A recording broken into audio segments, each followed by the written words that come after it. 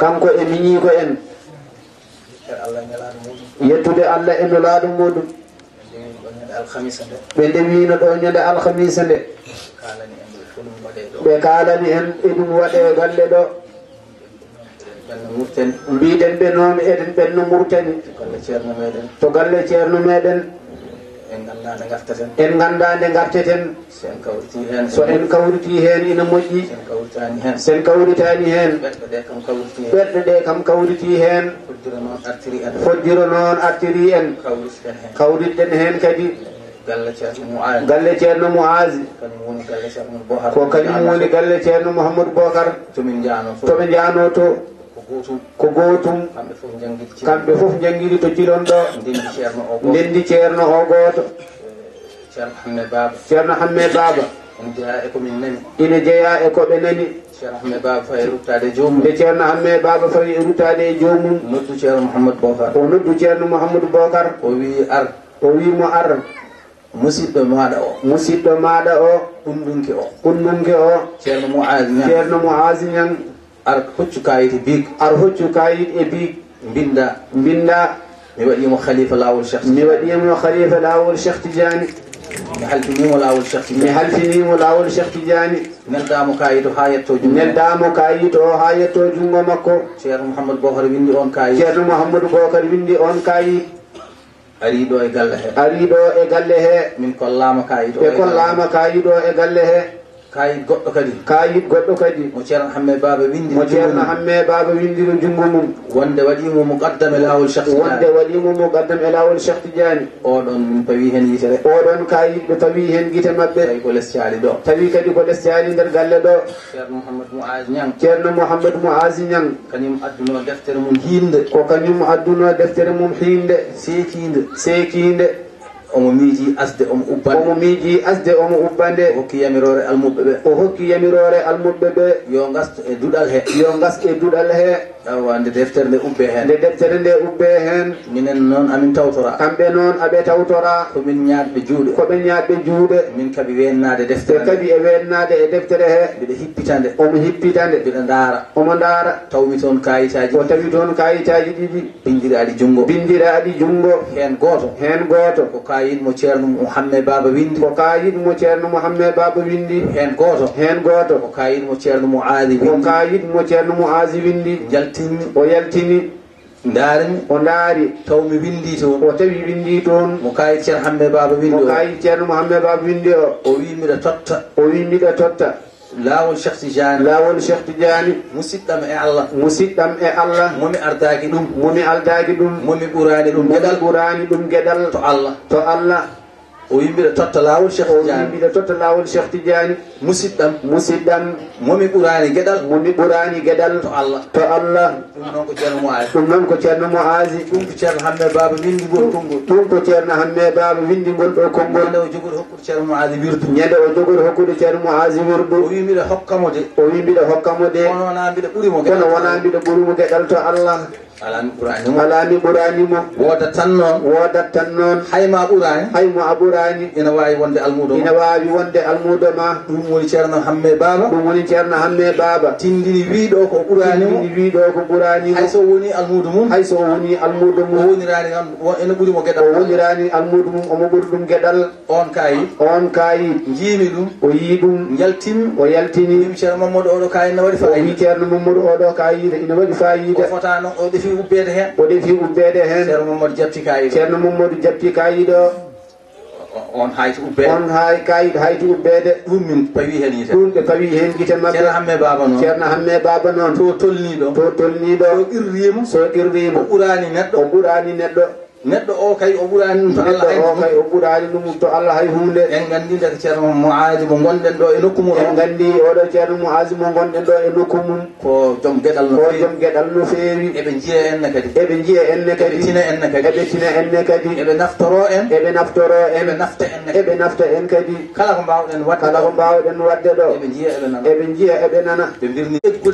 eggude tan e galle baddo poussière pundi o baddo poussière pundi o jehe galle baddo lumière e galle baddo lumière labdo o wana maayde kono wana maayde ko be gegge odo galle tan gegge odo galle tan keppi galle goddo be keppi galle goddo do jalbude wadde annore burdo wadde annore o te kadi jiyaado Allah waliyu labdo so maayi ultima joomi e joomi ko den o buri waawde nafde ko den o buri waawde nafde jaafo wa sallallahu alaihi wasallam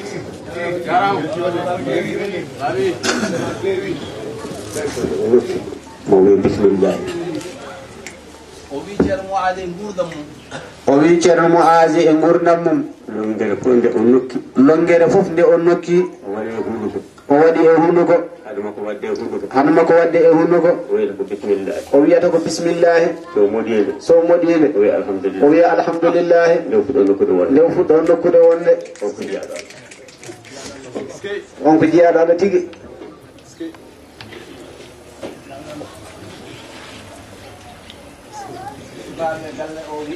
o wi sukaɓe galle o mbi ko waɗa ɗo ko waɗɓe hen jawdi munen fof aɓe duwo aɓe kucciti e Allah eɓe dewna e jungo ma mabɓe yo Allah yumtinan jomumen ko waɗi barke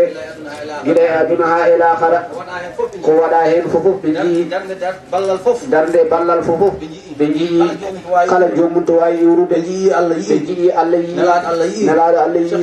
Cheikhna Ahmada Tidiane yi jinnaɗo mabɓe ceerno Muazi yo Allah yoɓ eɓe du'o ɗum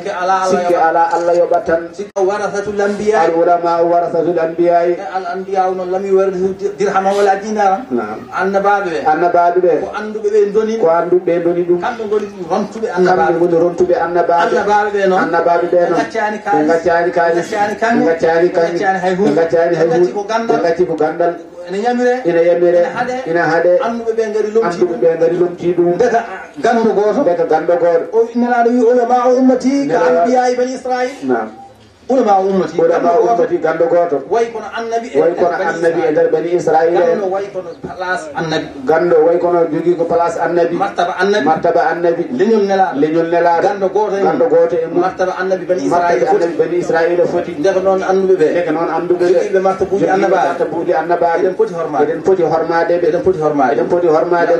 yo Allah yet en hono wade yo Allah yet en ɗum oɗon jarlo oɗon jaafo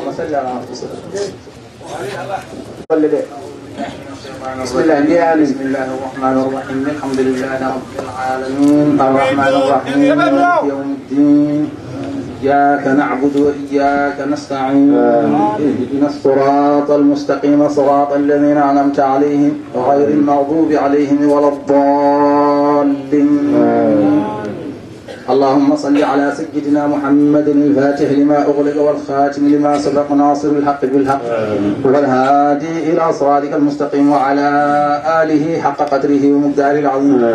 بسم الله الرحمن الرحيم صدق الله مولانا العظيم وبلغ رسوله الكريم ونحن على ما قال ربنا وخالقنا ورازقنا ومولانا من الشاهدين اللهم ربنا تقبل منا ختم قرأه مؤديا حقه مع الأعضاء والقلب واللسان وهب لنا به الخير والسعادة والبشارة والعمال ولا تختم لنا بالشر والشقاوة والضلالة والطغيان ونبهنا قبل المنايا عن نوم الغفلة والكسلان أمنا من عذاب القبر ومن سؤال منكر ونكير ومن أكل الديدان وبيض وجوهنا يوم البعث واعتق رقابنا من النيران ويمن كتابنا ويسر حسابنا وثقل ميزاننا بالحسنات وثبت أقدامنا على الصراط وأسكننا في وسط الجنان وارزقنا جوار سيدنا محمد عليه الصلاة والسلام وأكرمنا بلقائك يا ديان استجب دعاءنا بحق التوراة والإنجيل والزبور والفرقان أعطنا جميع ما سألناك به في السر والإعلان وزدنا من فضلك الواسع بجودك وكرمك يا رحيم يا رحمن اللهم صل على سيدنا محمد صاحب الشريعة والبرهان برحمتك يا وتب علينا إنك أنت التواب الرحيم. اللهم زينا بزينة القرآن وأكرمنا بكرامة القرآن وألبسنا بخلعة القرآن وعافنا من كل بلاء الدنيا وعذاب الآخرة بحرمة القرآن وأدخلنا الجنة بشفاعة القرآن وأدخلنا الجنة مع القرآن وارحم جميع أمة سيدنا محمد بحق القرآن. اللهم اجعل القرآن لنا في الدنيا قرينا وفي القبر مونسا وفي القيامة شفيعا وعلى الصراط نورا وإلى الجنة رفيقا وبيننا وبين النار سترا وحجابا وإلى الخيرات كلها دليلا وإماما بفضلك وجودك وكرمك يا أكرم الأكرمين. اللهم اهدنا بهداية القرآن وعافنا بعناية القرآن ونجنا من النيران بكرامة القرآن وأدخلنا الجنة بشفاعة القرآن وارفع درجاتنا بفضيلة القرآن وكفر عنا سيئاتنا بتلاوة القرآن يا ذا الفضل والإحسان. اللهم ارزقنا بكل حرف من القرآن حلاوة وبكل كلمة كرامة وبكل آية سعادة وبكل سورة سلامة وبكل جزء جزاء. اللهم ارزقنا بالألف علفة وبالباء بركة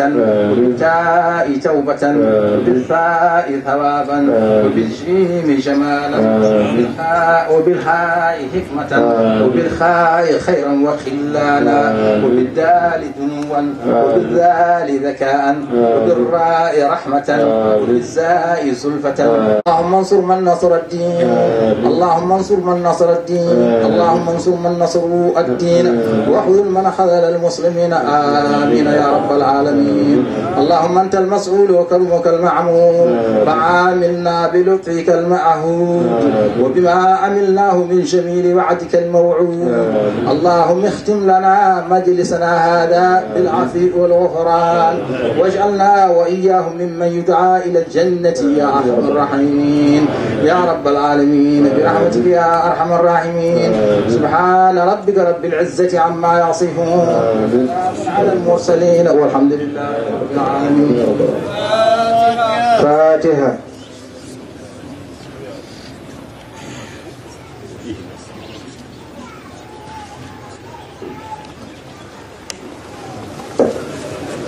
السلام عليكم ورحمة الله تعالى وبركاته.